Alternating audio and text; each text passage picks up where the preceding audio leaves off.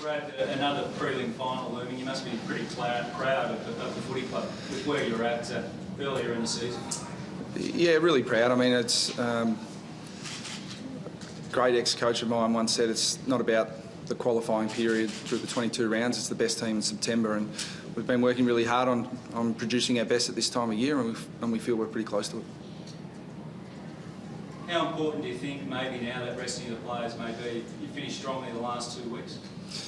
Oh, it's a bit of an intangible now to judge. I mean, it's really difficult to measure other than how you perform late in games. But I think we've built a fitness base over a long period of time. So we made the decision at the time that was in the best interest of the players in the club, and you know, it's really difficult to measure what sort of impact it's having. But you know, what I'm more concerned about is the mental state of the players, and they feel really confident in their own ability. They feel really confident in our system at the moment, and they're just really keen to try and execute it again for hopefully a couple more weeks. Probably had a chance to put the game away at half-time. You didn't do it, and then the Swans came at you.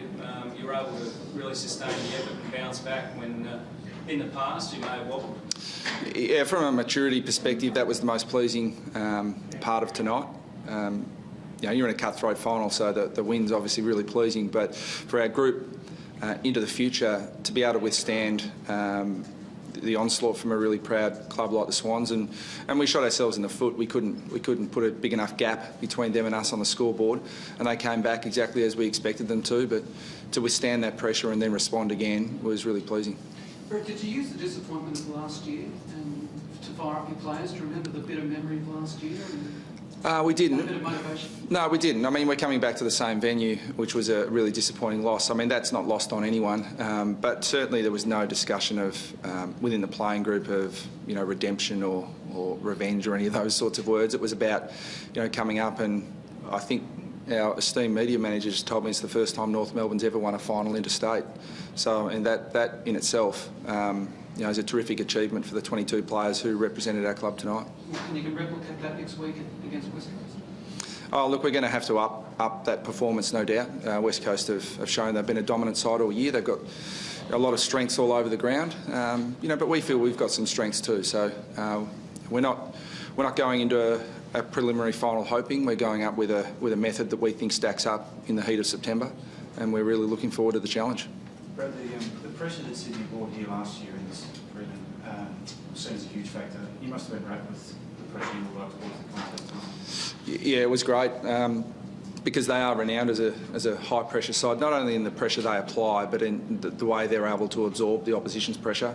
And I just thought our guys were pretty relentless tonight. They just kept coming, and even when we were out of contest, the guys just kept at it, and we eventually got our reward. But when you play in finals and you play against really proud clubs, it can take 4 quarters, and it took all, but we're pretty close to 4 quarters tonight.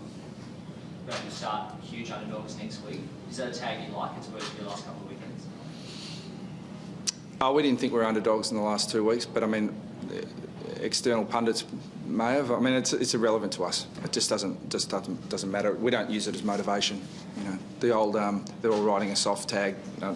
Players are too smart for that now. What was your reaction when Tarrant came off in the warm-up? Yeah, it's always a shock.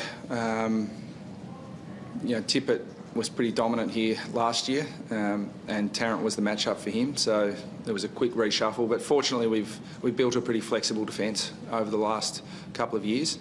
So now, while I thought Tippett was still an influence, I thought Scotty Thompson battled really hard, and we hope Tarrant's only we waited. We tried to get him up to play. So the fact that he was so close suggests he'll be right next week, but we'll have to wait and see. You guys have been delighted with the matchups. I mean, Jacobs is the obvious one, but I suppose Turner on Reece Shaw as well, and Zeeves and Cunnington on Kennedy for a time they worked for. I know they caught fire briefly in the third, but yeah. Once you wrapped how that turned out. Yeah, I mean, the planning part and the strategic part is pretty easy. It's the execution that's the difficult part, and that's up to the players. And I thought, we were able to minimise the Swans' real strength on the outside. I mean, they're strong everywhere, but I thought we were able to mitigate Jetta's influence somewhat. Certainly Hanbury's influence, and Cunnington and Zeeble and Swallow, went to work inside, so that was pleasing. You talked about being an underdog or not being an underdog. Do you still feel there's an element of going Perth having a free hit next week, or does that underplay the chance you give yourself? No, I mean, I think we subconsciously last year, I think there was an element of that. I think we came up to Sydney hoping a little bit. You know, we'd never won finals, and you know, I'd be lying if I didn't, on reflection, subconsciously think that, you know, the group, we were happy with the achievement. You know, we're not happy with the achievement. You know, this year we're striving on the back of some really good performances to keep going and to play a brand that's competitive against the best sides. So, you know, we're going over there on a mission. Has much change going over to Serbia and playing that different shape ground? No, we've had a few wins over there the last couple of years, so you know, I'm not a big believer in altering, you know, your training or trying to adapt to a different shape ground. I mean, it actually probably suits the way we want to play, so a big ground's a good thing. And travelling twice in the 2 weeks, does that have any sort of bearing on how you go next week? Oh, I don't think so. I mean, we knew the rules, we knew the fixture, we knew the path that was ahead of us, so you know, we've been planning for that for a fair while. Big Drew Petrie seems to be banged up. He came off with a knee, and then that clash at the end with Rowan. So it was a fair commitment by both players. Yeah, Rowan was terrific coming back, and Drew is the warrior that we know.